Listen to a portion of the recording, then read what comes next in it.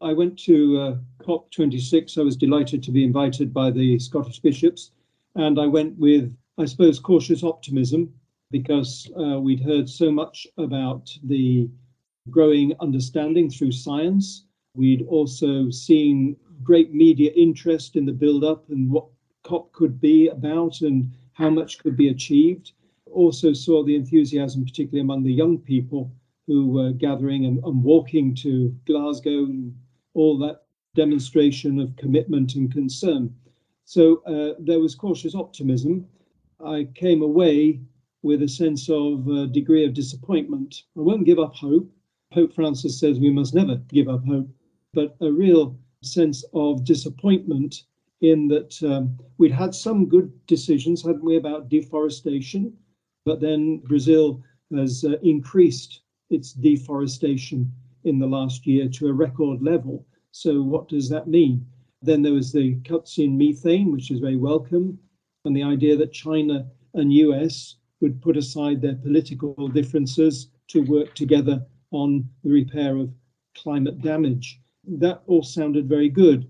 But then we come to the final statements and they didn't fall apart, did they? But, you know, there was this change of one word which changed so much. Instead of phasing out from coal-fired power, we were going to have a phasing down, which actually changed the whole tone of the document. And it seemed to me a great surprise that India should have been the one who wanted to introduce that at the last minute, because they are one of the nations that have felt the real impact of climate change, even in the last year with their record temperatures of 50 degrees and then the floods in Kerala, that they would have been wanting very much more stringent change. But also that Alok Sharma had to apologize, didn't he, for taking a small group away to make that amendment without consulting all the nations on the final statement. So there were heart-rending comments like that environment minister from the Maldives who said, well, you know, frankly, that really is going to put us underwater. It's changed everything. And, you know, at this rate, we will literally disappear. So there was that. But what was so wonderful in the COP meeting those 2 weeks was, first of all, the presence of activists. Yes, there were a few very strange people who were being quite eccentric, but particularly the young people.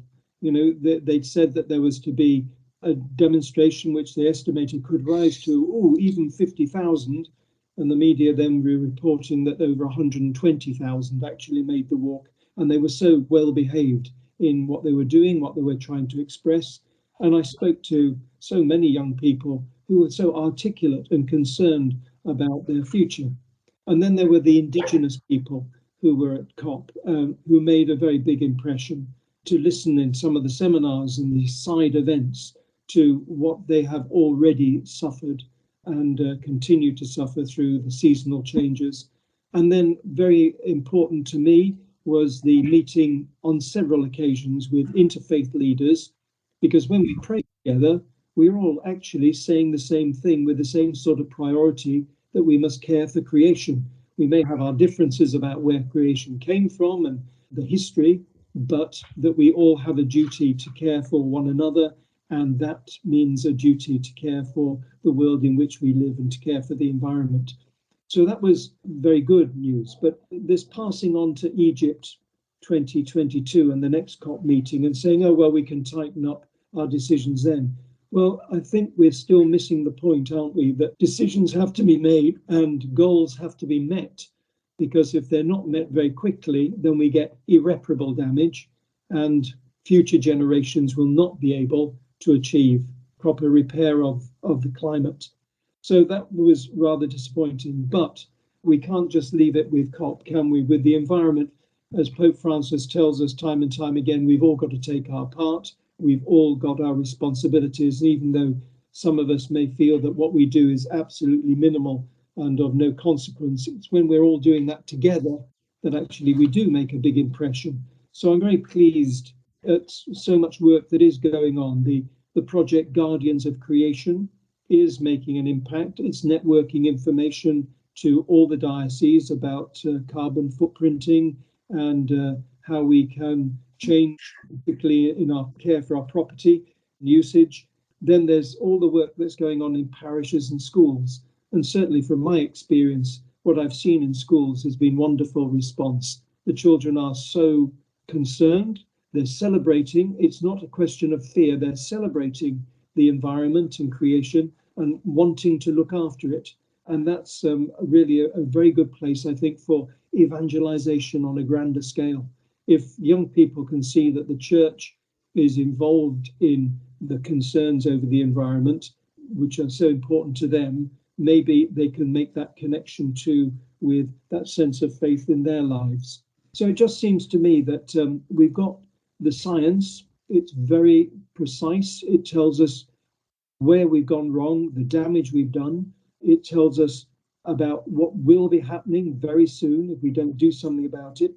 We've got the activists with the interfaith leaders who, combining together, interfaith represents some 80% of the world's population, all agreeing that this is a priority. It's what people want to happen, and we want to see the damage of climate change addressed. And one thing that still went very badly wrong at COP was that refusal to finance the loss and the damage, to put together that £100 billion each year for the next 5 years, which may sound like a lot of money, but look at the prosperous nations, it amounts to a tiny percentage of the money that is available. And we owe it to the nations that we've damaged by our plundering of their resources. We really have a duty morally to go and to look after them and to care for them because they're suffering already. So we've got damage all around us, and we need to finance the repair of that damage.